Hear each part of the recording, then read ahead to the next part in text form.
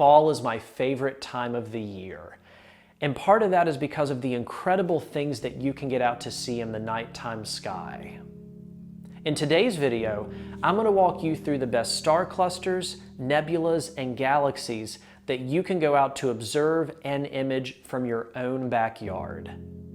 Regardless of your experience level, whether you've just gotten your first telescope and are getting into astronomy, or if you're diving deep into astrophotography, there'll be something in this video for you to go out to enjoy.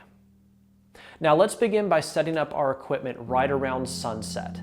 This will give it enough time to cool down to the outside temperatures and also will allow the sky to darken for our incredible night out of observing and imaging.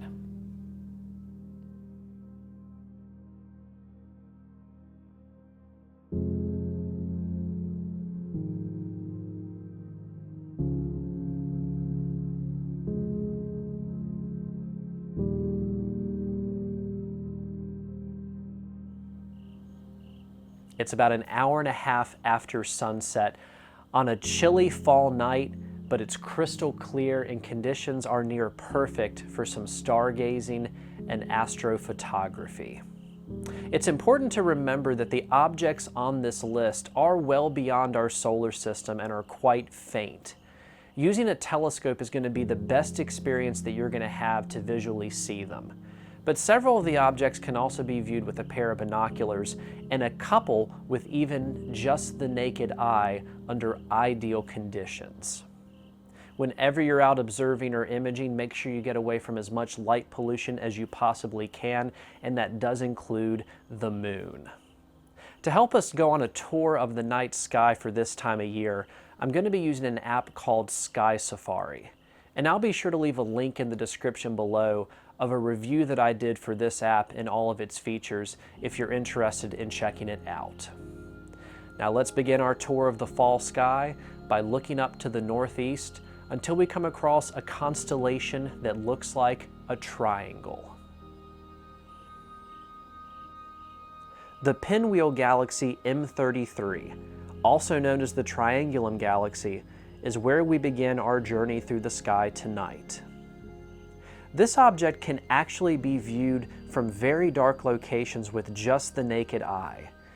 But taking out a 6-inch or larger telescope under good conditions will help you to see the spiral arms of this galaxy if the sky is dark enough. For those of you doing astrophotography, this image I took of the Pinwheel Galaxy is made up of over 2 hours worth of data, and I was thrilled with how well the spiral arms showed up after stacking and post-processing. If you're able to capture an image of the night sky, please share it with me over on Instagram @LateNightAstronomy. Let's move our attention to a great binocular target, M34. This open cluster consists of nearly 100 stars and is a great view through a pair of 15x70 binoculars. At a distance of roughly 1,400 light years from Earth, it appears larger than a full moon in our sky and is a nice treat through binoculars and a telescope.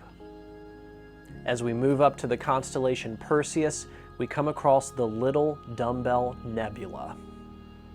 This planetary nebula is quite faint at a visual magnitude of plus 10.1, but it was more impressive than I expected through my 8-inch Dobsonian telescope and Bortle 5 skies, revealing a dim smudge at about 48 times magnification and more of its structure at 96 times and 200 times.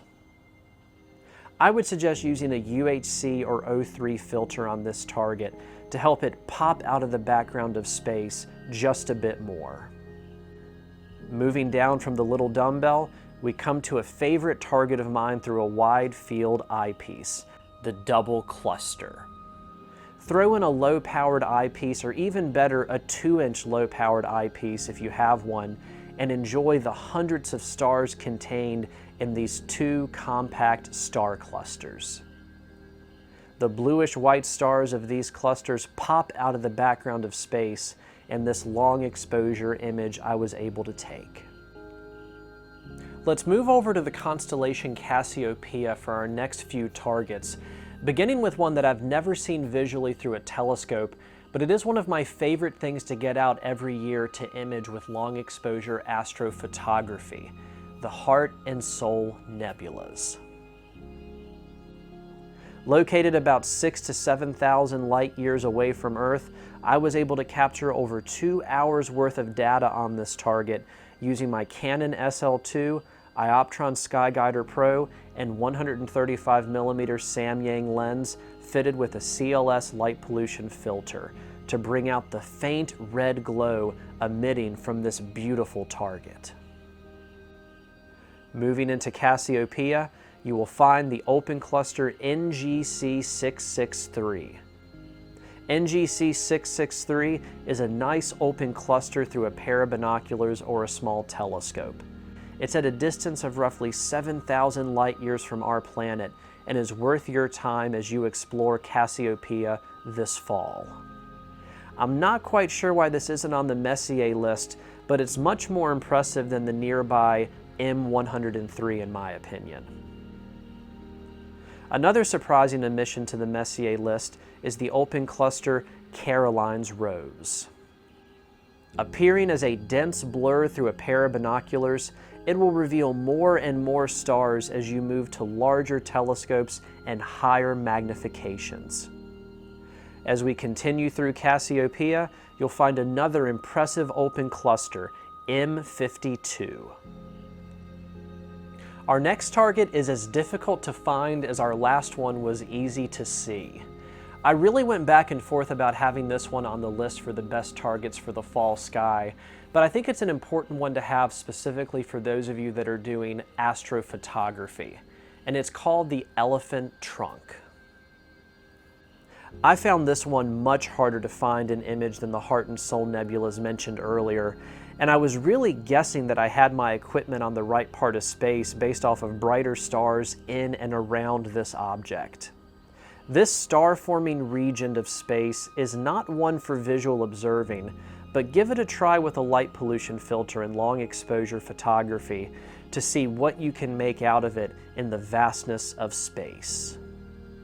If you're enjoying this video, please like it and consider subscribing to this channel to join our growing community.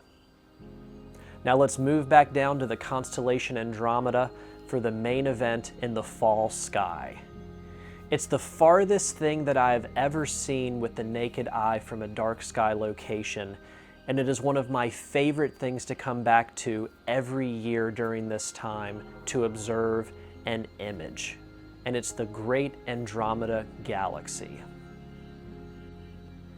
Even though it takes up a part of the sky that is 6 times larger than a full moon, only the brightest inner core of Andromeda will show up through most telescopes and sky conditions. I actually remember being a bit disappointed the first time I saw Andromeda through a telescope because I expected it to look just like so many of the pictures that I had seen in magazines and the internet. Don't let those expectations take away from your enjoyment of how incredible this target is. This image I took of the Andromeda Galaxy consists of over 2 hours worth of data and took about as many hours to stack and process using Deep Sky Stacker and PixInsight. As a bonus for our final target this fall, you also get 2 companion galaxies, M32 and M110. The vastness of space is a remarkable thing, and I hope you've enjoyed our tour of the best objects in the fall sky. If there's anything you think I've left off this list, or any questions or experiences out observing or imaging that you'd like to share with others, please be sure to let us all know about that in the comment section below. Thank you all so much for your continued support, and clear skies from Late Night Astronomy.